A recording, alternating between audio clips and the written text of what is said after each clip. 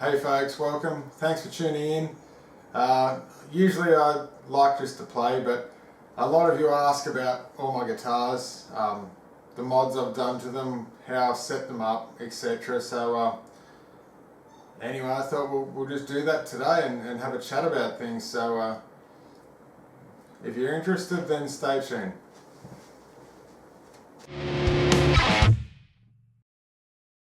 Okay, well first up, this, you only saw it for the first time in the Pink Floyd video the other day, but this is like the first real guitar I ever bought. Saved up $899 in about 1993, I think. It's a Mexican Fender Strat. And look, it sounds and plays great to this day. I've had lots of different pickup configurations over the years. I've had the SRV Tex, can't remember what they're called, but I had them in it. And they got changed to a different Strat that I had that got sold and so forth. But right now it's actually got the Seymour Duncan YJM pickups in it. I actually bought these for the Charvel a few years ago, and they didn't work out in that, so they're in this and it sounds great. The poor old paint on it has gone pretty bad, so if you can see in the light, it's all just flaking and deteriorated and shrinking. So it's a bit hard to see. Yeah, I don't know, they just must get to a certain age, and every time I play it the paint just falls off and chips on the floor, and there's a pile at my feet just from playing it the other week. But anyway, it's a great guitar. I'll be keeping it for life, and yeah, nothing wrong with it. Sounds better than it did when I bought it actually.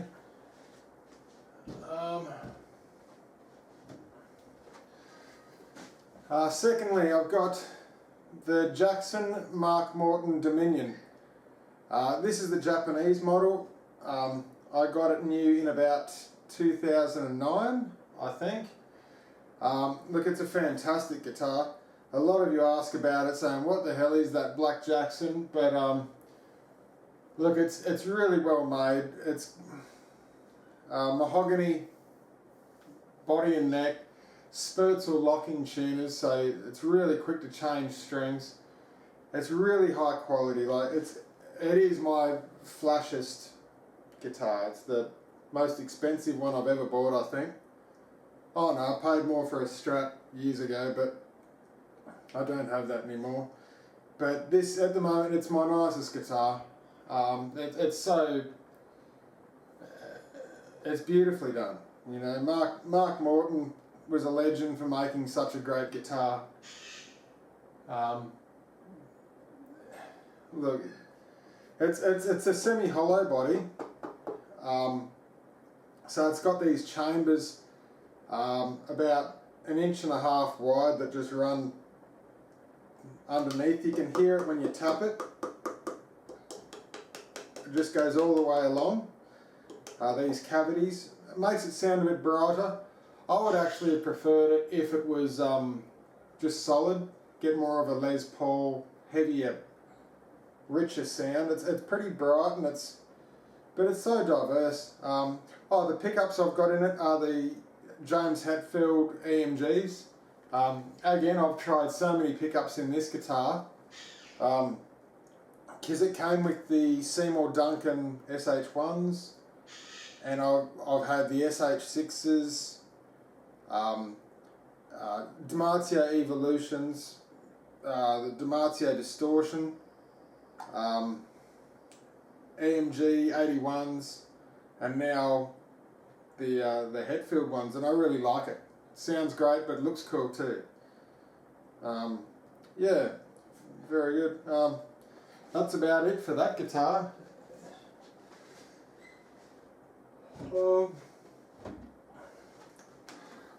We've spoken about the EVH, not much there. It's just a really cool guitar, lots of fun to play. The original EVH humbucker died in it, and this one here is the humbucker that came in the Jackson Adrian Smith Sam Dimas. That's very much like a Damasio distortion, and it suits this guitar. It does sound cool, but I did like the EVH original pickup.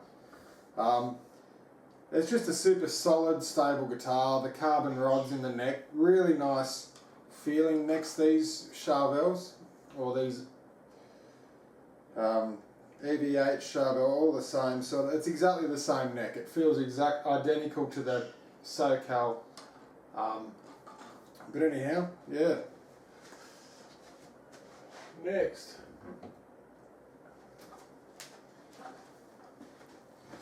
My Charvel SoCal. This guitar, it's actually a funny story. When I bought it, it was a lemon from the factory. They shouldn't have sent it out. The neck wasn't sitting in the pocket straight at all. It was kicked off, so the strings were right over. Oh, I think that like this little E string was nearly off the fret at the bottom there, and there was a few other issues. Oh, that's right. The scratch plate on the back was stuck into all the paint, so when I tuned it up to start with, I popped that off, as you do, and all the paint flaked off, and ever since it's just been falling away either side. And the Floyd the nut down at the Floyd Rose was not sitting straight. There was a whole lot of little issues with it that I was really disappointed, because this was it was $1,000 guitar that I got on eBay, and I messaged the guy and I said, mate, I want to send it back. This is junk. I don't want it. You know, shame on you for selling such a thing. And he just assured me, he said, oh, that looks like it was damaged in shipping. I says, yeah, whatever. I just want to get rid of it, you know, give it back to you, get my money back. Anyway, he put through a claim on eBay, and about a week later I get an email from eBay, and I got all my money back. I said, well, what do I do with the guitar? And they said, oh, it's written off. I'm like, oh shit. So I just fixed it up where I could. I thought I got nothing to lose. I reset the neck. I had to shave a lot of the pocket out on the guitar, and put the neck in where it's meant to go, put little bits of metal and shimmed it out so it was straight, and used some aviation glues and things and glued it in. So it's in there, it's glued. It's straight, and to get to the truss rod for adjustment, it's just under the pick guard, and you can just put a screwdriver in straight through under the pick guard if you want to make a truss rod adjustment. But and I just fixed up all the little things, like the way the Floyd Rose nut was sitting, and had to file it flat underneath. As for the paint, who cares? It's just must be a dodgy paint job, because it's all it just keeps flaking off. So I don't care. Look, at the end of the day, it's a guitar that was free to me. It's my first free guitar, and it's actually the one I like playing the most. It's the most comfortable. It's really nice. So I can't decide whether I use the Damasio distortion, the Seymour Duncan distortions, or the EMG 81s. I can never decide. I keep on swapping them over and out.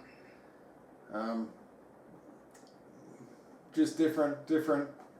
Like the Judas Priest stuff, the earlier things, they really need the Duncans for that punch. But it sounds really smooth and creamy when I put the 81s in. But this is a pick guard I made just out of a piece of titanium, an offcut at work, and it's really cool. I love it. It was a long time to make the pick guard, but it looks really cool, and made one to suit for the back, so I could get to the springs, and engraved it with the Lambchopper. So look, it's a cool guitar to me. It's not worth anything else to anyone. I can't sell it. It's got, you know, glued neck. Oh, and it's got cracks through the body there. It's not worth anything to anyone, but I really love it. I've grown attached to it and play a lot of stuff. It's probably the easiest guitar that I feel comfortable to play to my hardest things. You know, it's just really nice guitar, super smooth, fluent neck. So yeah, that's a lot of talking about that. Right, so now this is the one I get the questions about the most. It's the Adrian Smith Jackson Sandimas. I got this from the Music Farm online years ago. I can't even remember when. For when they first came out, I saw it and I was like, that's amazing, I have to have it. It was $439. And best value guitar I've ever bought. Really nice. It's heavy, much heavier. I don't know the exact weight, but it's noticeably heavier than the EVH and SoCal. And what I've done to it, I've put an original Floyd Rose on it, though the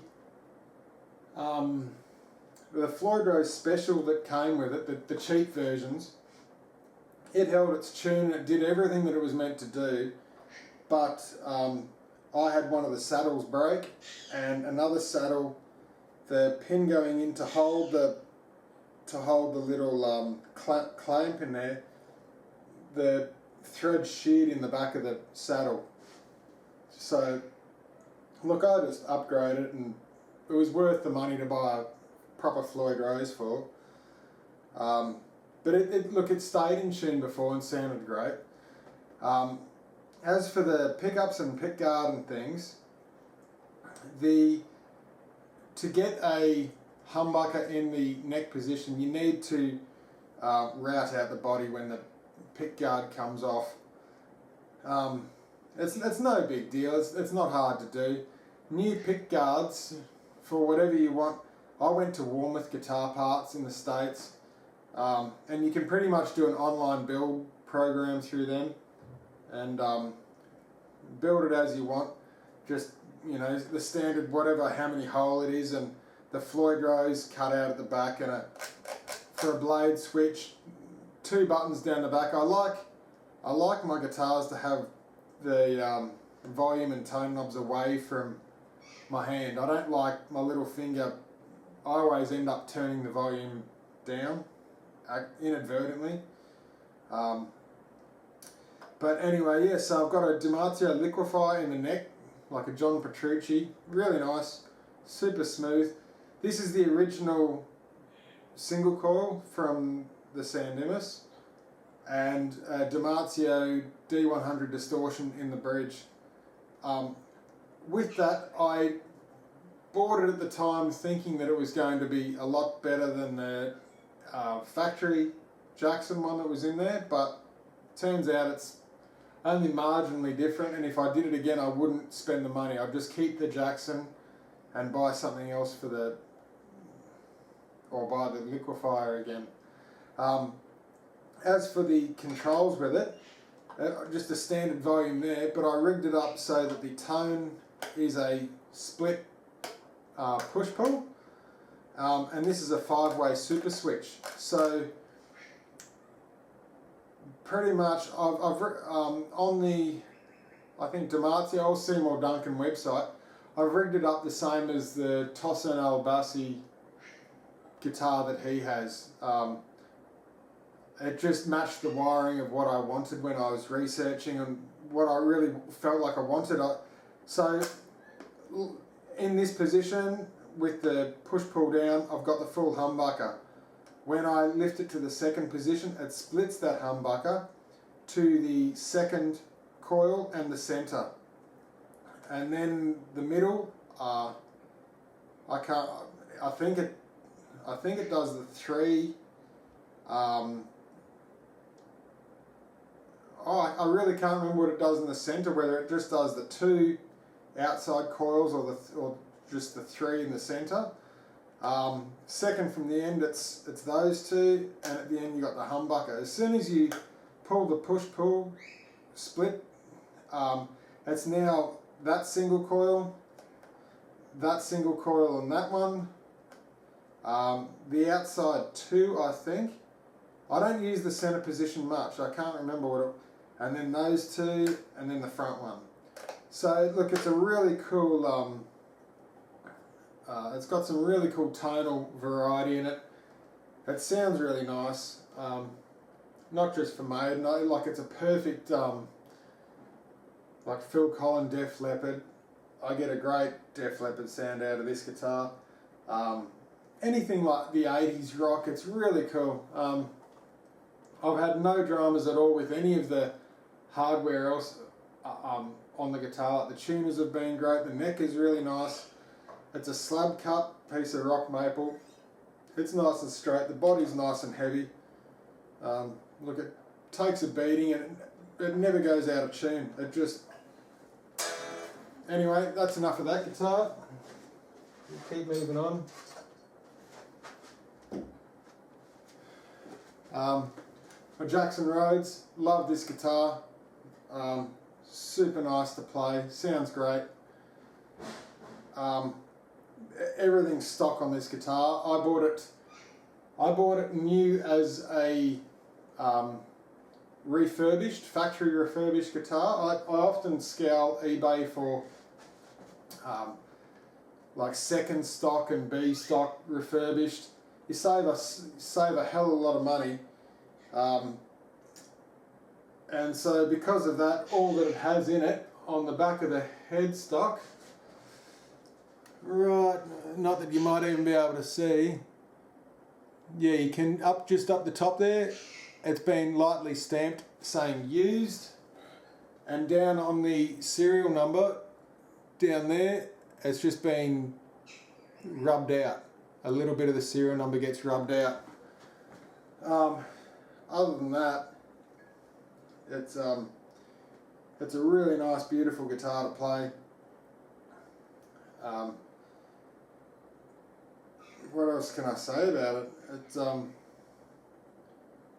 It's just super smooth. It's a really fluid guitar to play, easy to play. It's light, but sounds really, really thick. I have it 10 to 52s on all these solid tail guitars. I like the sort of chunkier, meatier tones you get from them. And look, that's about it. Just the Jackson Rhodes, beautiful guitars. Nothing bad to say about it whatsoever. I don't know why it was B stock. I really don't. There's nothing about it when I bought it that showed it was B stock. It was just perfect. There's no... Oh, actually, maybe the slightest little bit of paint was off the headstock at the tip, but I still don't know why. Maybe the hardware was tarnished slightly. I really don't know. But fantastic guitar. They're all good, you know. This one, the LTD 600, Alexi 600, the Blackie. Again, this one is B stock. It's a second. Again, it's stamped on the... See if we can see that. Yeah, it gets a little stamp in it there. Saying it's used. And this one, it was B stock because there was a little bit of like a smudge. You can see where your finger sits on the paint. It's ridiculous. Why they called it B stock. There's nothing wrong with it. Absolutely beautiful. It sounds so nice. It's really rich and fluid. One thing about this Blackie though, I found I couldn't see any of the markings to know what fret I'm playing on. You know, I would just get lost and confused because there's this, you can see on the markings there, it's got like this abalone sort of inlay through it, so any of the little white dots that they put on it, you couldn't see, so I got out the red paint, just some acrylic paint, and just put a dab on each fret marker for myself, just so I can see what fret I'm on.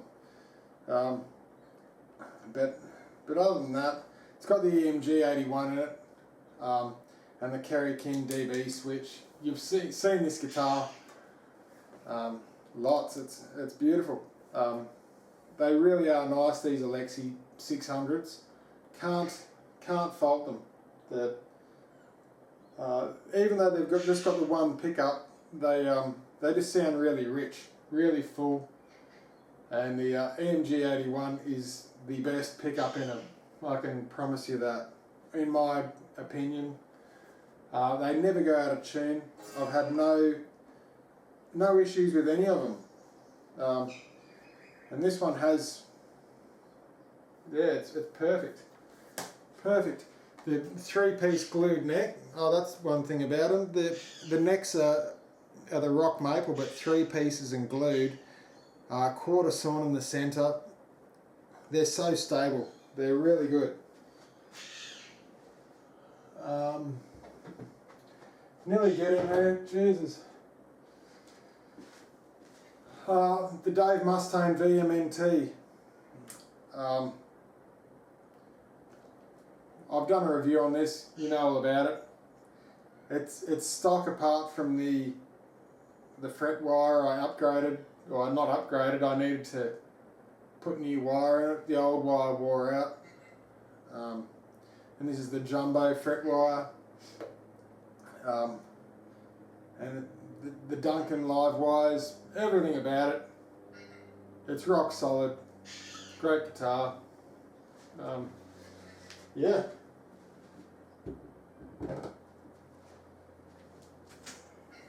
And last,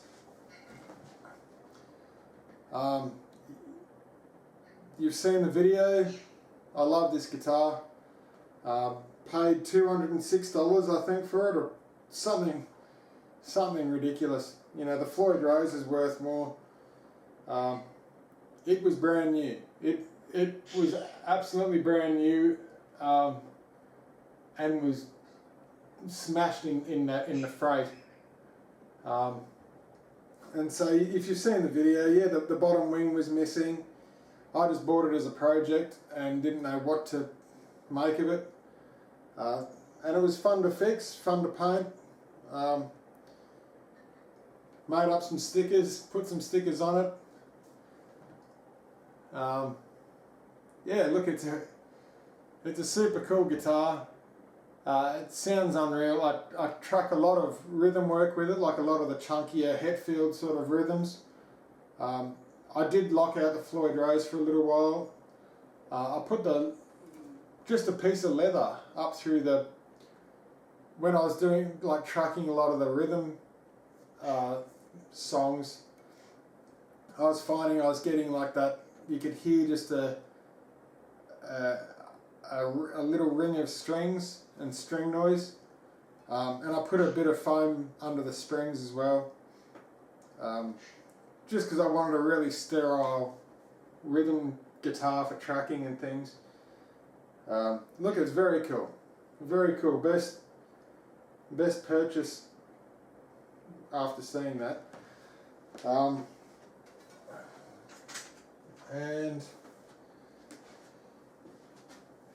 yeah, well, that's about it. Hope you enjoyed that. If you're still here, very cool. You did well. Yeah. Okay. Thanks, guys. Take care.